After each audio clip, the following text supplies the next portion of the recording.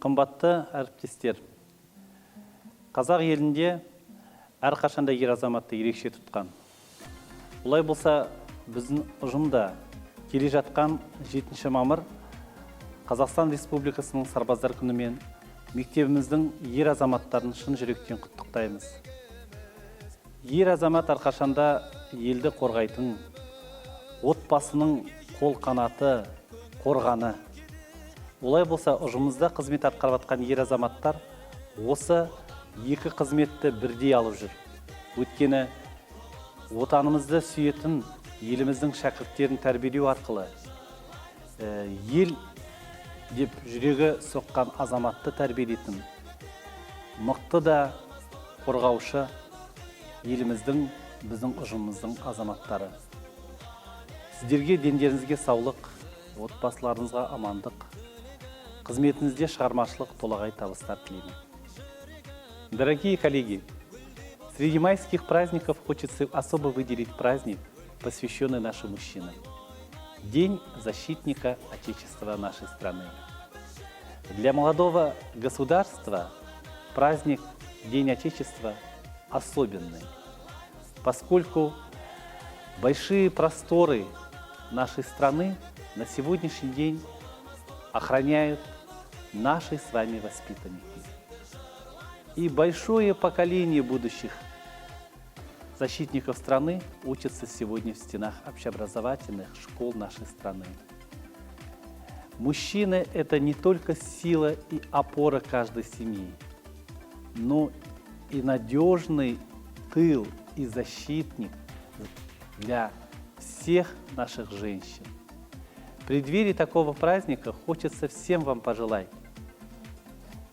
мира, добра и, конечно, доброго здоровья. С праздником, уважаемые коллеги!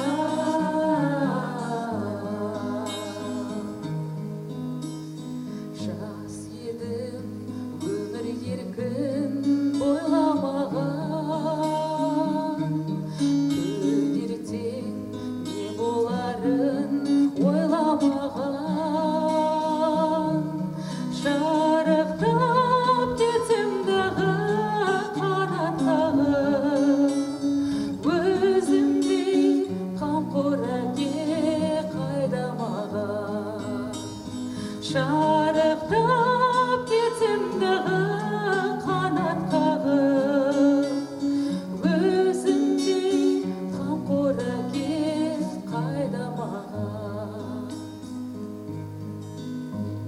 Сүрінсем сынай қарап от жанарым, сен мені ақтамадың, жақтамадың.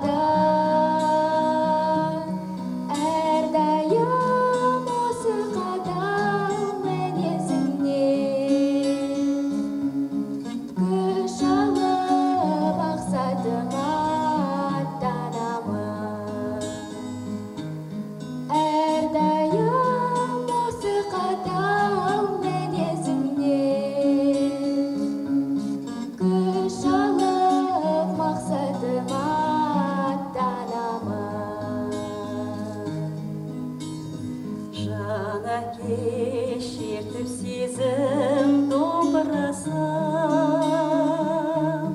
кеудемді қуанышқа толтырасам, арманым асқарына құлаш ұрсам, алдында асқар тау боп сен тұрасың. Арманын асқарына құлаш ұрсам, алдында асқар тау боп сен тұрасың. Бұл күнде мен өзеннің арнасымын, күн мөлдір болса соны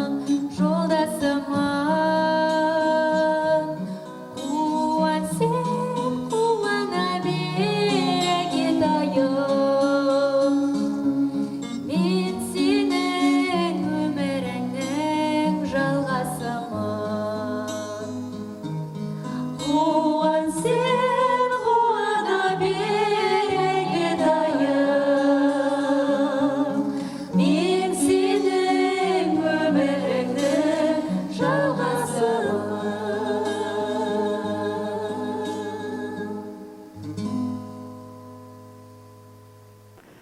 В этот праздничный майский день в первую очередь хотелось бы поздравить нашего первого руководителя Айдарбека Тулеповича. Быть на защите нашей школы, родителей, учащихся, всего коллектива – это немаленькая ответственность, и вы с ней очень хорошо справляетесь. Желаем, чтобы каждая из ваших инициатив достигала 100% успеха. Поздравляем представителей мужской половины, администрации, педагогов, учителей, учебно-воспитательного персонала и технических работников нашей школы, каждого мужчину. Ведь вы защитники, защитники своей родины, своей семьи, своего очага. Покоряйте все возможные высоты, завершайте начатое до конца. Будьте смелыми, волевыми и мужественными. Күнім сенсің, тас төбемде тұрсатын, анам сенсің, жолдан тайсам ұрсатын, саған қарай ұшып келем туған жер, көктем жаққа құстар солай ұшатын. Сенде көктем, сенде алмағаш гүлі бар, аспаныңда аяулы елдің жыры бар, ақ сұңқарың қанша биік ұшса да, саған келер, саған келіп жығылар. О туған жер, қадіріңді кім білген, мен қырыңнан теруші едім бүлдірген, сенді өткізген артық екен бір күнім, басқа жерде той тойлаған мүмкіннен. Қайда жүрсем, ойлап сені жүремін, сүйікті елім, момын елім, ұлы елім, саған ғана арқамды мен сүйедім, саған ғана аяғымды тіредім.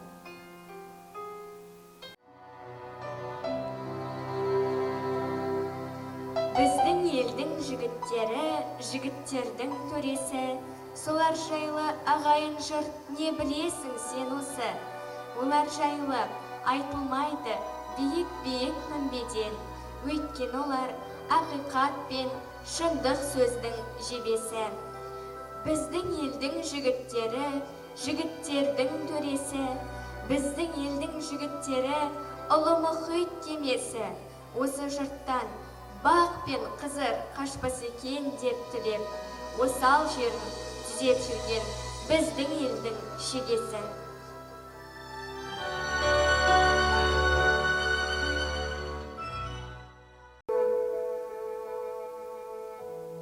Біздің елдің жігіттері, жігіттердің сырттаны, кеше өлген ақындар мен батырлардың ұрпағы, ерте туып, еш заманның маңдайына сыймаған, өз елінің ұлтаны мен өз елінің сұлтаны. Олар жайлы білгің келсе, ортасына кіріп көр, солар жүрген жолдар менен дәтің болса жүріп көр. Ерте туып, еш заманның маңдайына сыймаған, қасиетті, қайран біздің қаранардай жігіттер.